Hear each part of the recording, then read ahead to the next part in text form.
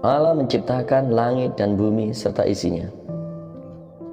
Pada mulanya Allah menciptakan langit dan bumi. Bumi belum berbentuk dan kosong. Gelap gulita menutupi samudra raya.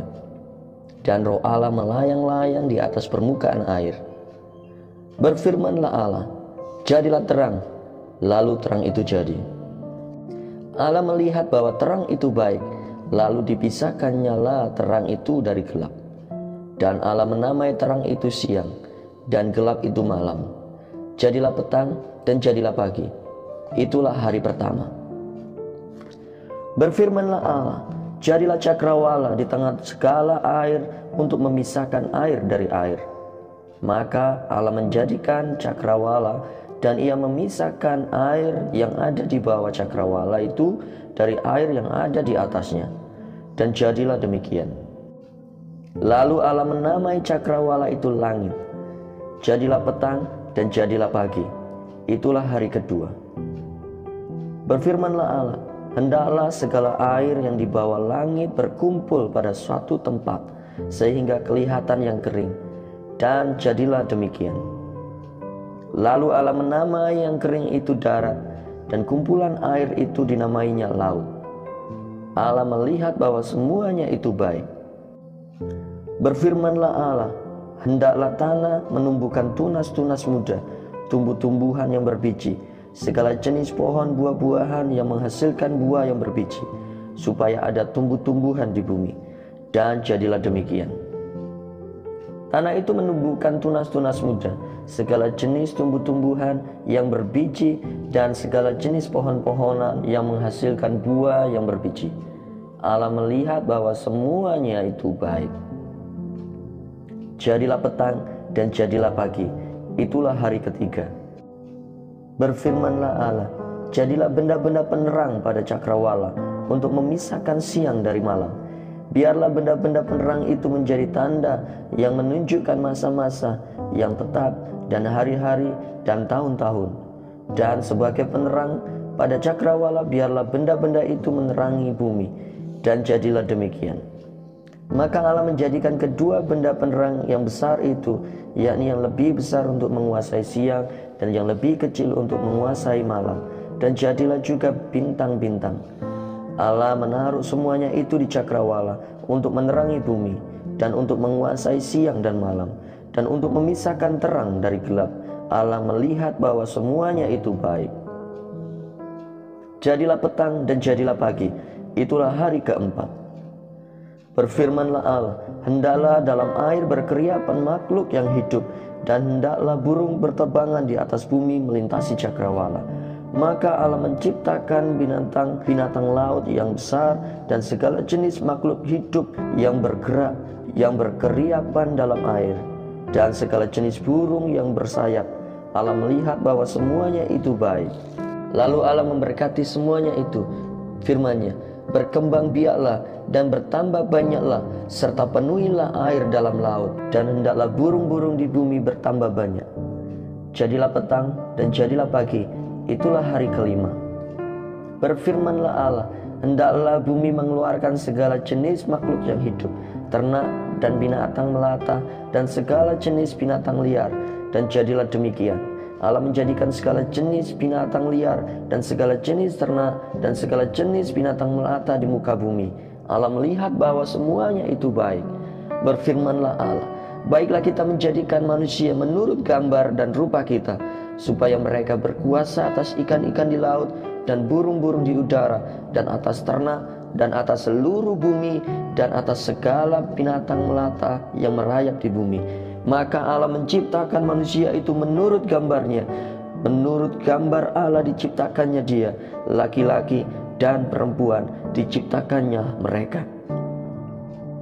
Allah memberkati mereka. Lalu Allah berfirman kepada mereka, beranak cuculah dan bertambah banyak, penuhilah bumi dan taklukkanlah itu, berkuasalah atas ikan-ikan di laut dan burung-burung di udara, dan atas segala binatang yang merayap di bumi.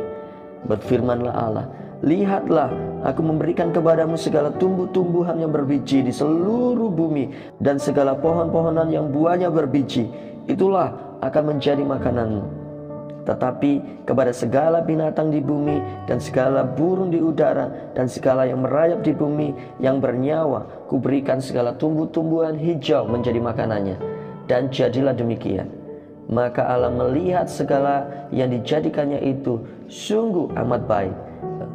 Jadilah petang dan jadilah pagi. Itulah hari ke-6. Demikianlah diselesaikan langit dan bumi dan segala isinya.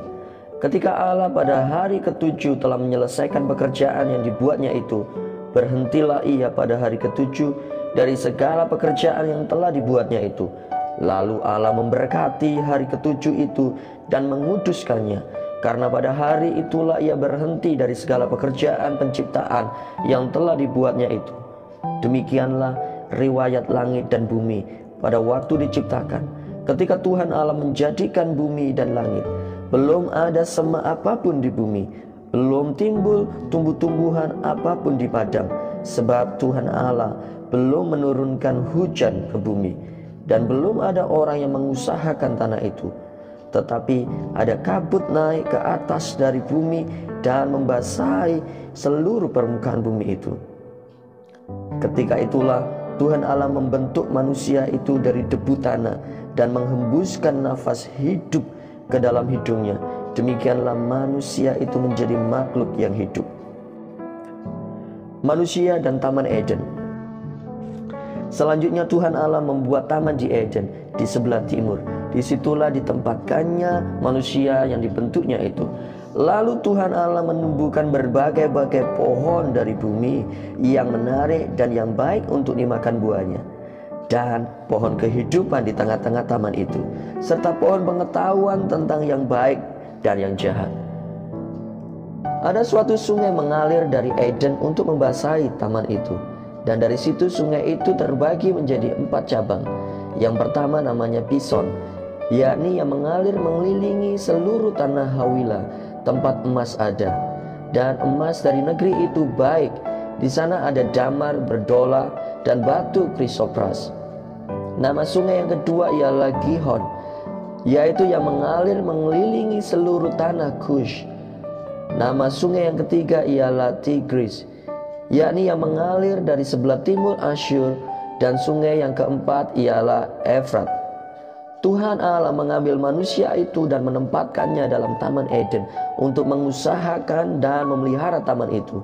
Lalu Tuhan Allah memberi perintah ini kepada manusia: semua pohon dalam taman ini boleh kau makan buahnya dengan bebas, tetapi pohon pengetahuan tentang yang baik dan yang jahat itu janganlah kau makan buahnya, sebab pada hari engkau memakannya pastilah engkau mati. Tuhan Allah berfirman, tidak baik kalau manusia itu seorang diri saja. Aku akan menjadikan penolong baginya yang sepadan dengan dia. Lalu Tuhan Allah membentuk dari tanah segala binatang hutan dan segala burung di udara. Dibawanya lah semuanya kepada manusia itu untuk melihat bagaimana ia menamainya. Dan seperti nama yang diberikan manusia itu kepada tiap-tiap makhluk yang hidup, demikianlah nanti nama makhluk itu. Manusia itu memberi nama kepada segala ternak, kepada burung-burung di udara, dan kepada segala binatang hutan. Tetapi baginya sendiri ia tidak menjumpai penolong yang sepadan dengan dia. Lalu Tuhan Allah membuat manusia itu tidur nyenyak. Ketika ia tidur, Tuhan Allah mengambil salah satu rusuk dari badannya, lalu menutup tempat itu dengan daging. Dan dari rusuk yang diambil Tuhan Allah dari manusia itu, dibangunnyalah seorang perempuan, lalu dibawanya kepada manusia itu. Lalu berkatalah manusia itu, inilah dia, tulang dari tulangku dan daging dari dagingku. Ia akan dinamai perempuan, sebab ia diambil dari laki-laki. Sebab itu seorang laki-laki akan meninggalkan ayahnya dan ibunya dan bersatu dengan istrinya, sehingga keduanya menjadi satu daging. Mereka keduanya telanjang, manusia dan istrinya itu, tetapi mereka tidak merasa malu. Manusia jatuh ke dalam dosa. Adapun ular ialah yang paling cerdik dari segala binatang di darat yang dijadikan oleh Tuhan Allah. Ular itu berkata kepada perempuan itu, tentulah Allah berfirman, semua pohon yang di taman ini jangan kamu makan buahnya, bukan? Lalu sahut perempuan itu kepada ular itu, buah pohon-pohonan dalam taman ini boleh kami makan, tetapi tentang buah pohon yang ada di tengah-tengah taman, Allah berfirman, jangan kamu makan ataupun raba buah itu, nanti kamu mati. Tetapi ular itu berkata kepada perempuan itu, sekali-kali kamu tidak akan mati. Tetapi Allah mengetahui bahwa pada waktu kamu memakannya, kamu akan terbuka dan kamu akan menjadi seperti Allah, tahu tentang yang baik dan yang jahat.